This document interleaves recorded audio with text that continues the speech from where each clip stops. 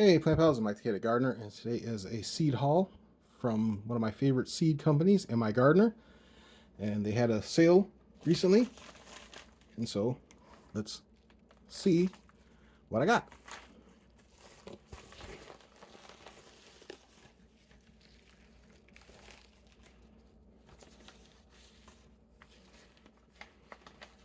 So it's kind of interesting to me because I order so many seeds that I don't remember what I ordered, especially if it's a sale that I'm trying to rush to get my order in before they sell out, because that's what happens when you have these really great sales.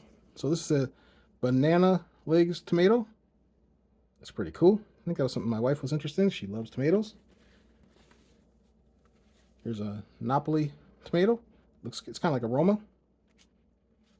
I think I might be able to grow that inside. I'm not sure.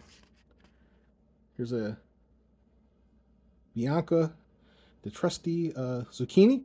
So it's kind of a yellow-white zucchini, which is pretty cool. I didn't have much luck growing zucchini this year. I got like four or five nice ones, where the year before I had like 50 of them. But then I had no cucumbers. But this year I had all cucumbers. I had like 100 cucumbers. So that's the way it goes in gardening.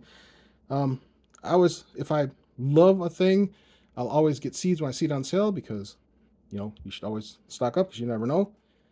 Not every, even though this is a great company, not every seed might germinate, or if you let them sit around too long. So it's always good to have extras. Same thing with the Georgia candy roaster. I've got tons of seeds that are saved from my garden. I grew that in 2023. I will definitely grow that in 2024. It was awesome, and I'm actually growing that inside as well. There's a honey nut squash. Here's a Mosqui de Merrick. I'm not sure how you pronounce that. It's a squash. It's a bumpy, ugly squash, but to me it's beautiful, and I'm interested in growing it just because it looks funny. And I heard it's delicious. Here's a black futsu squash. So I'm starting to grow a lot of squashes because, the nice thing about squash is you grow it. You don't have to do too much to tend to them. Just make sure you're keeping the vine borers away, which I didn't really have much of a problem with. Here's a golden Hubbard squash, but I want to grow them because squashes, like the candy roaster, can sit on a shelf for years. Well, not years, but maybe years, but at least a year. A lot of normal squashes will last over the wintertime. So when I'm inside in the cold Minnesota winter, I can go into my storage in the basement and get a fresh vegetable to eat that I grew.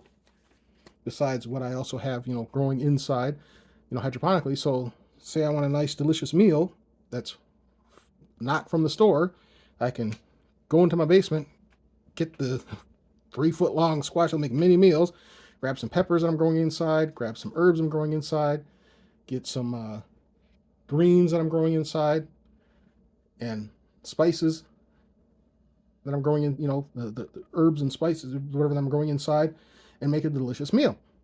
And I'm not having to go to the grocery store. Here's a buttercup squash. Again, I like buttercup squash. These are very delicious. They taste like candied yams or sweet potato pie without the sugar. You can just eat them like, just put them in a microwave and they'll taste like pie. Delicious. Here's a lilac bell purple pepper. Of course, I love purple, so I'm going to grow it. Got 2 of those. Got some shallots, because you can't have too much. That's one thing I didn't get enough of. Even though so in 2022, I grew a ton of onions and didn't have much success growing like leeks or anything. In 2023, I did. However, it's still, even though I did like 4 times as much as I did in 2022, it still wasn't enough. So I don't have any of my own onions right now in the basement curing for winter. And that's something I want to correct. So there's some leek. And then so I can do something like I could grow leeks outside in the summer and then chop them up and freeze them or dehydrate them and use them in my cooking over the winter. So I'm not having to go to the store to buy onions and onion type flavored things. So here's a salad bowl mix. So this must have been a free pack that they included, which is awesome.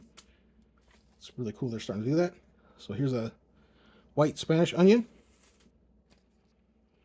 So, okay, so story behind this is a Crenshaw melon, and Mona at Sifting Some Soil and More, she sent me the seeds for this because she grew this one that she named Seymour that just grew like a, like this weird Seymour.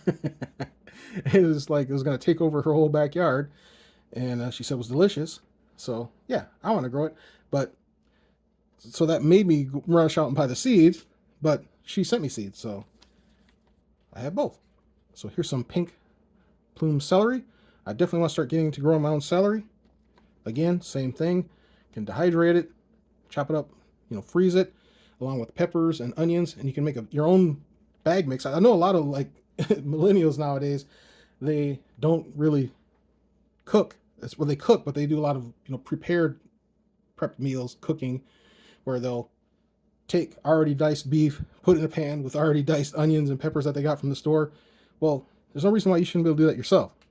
Grow your own, chop it up, freeze it, and then do the exact same thing you would do from a grocery store, buying a bag of the frozen vegetables and your whatever meat you have, and chop it up and fry it in a pan. Grow your own, do it yourself. Here's some beans. Again, same reasoning is why buy beans from the store when I can grow my own beans at home. So yeah, very cool.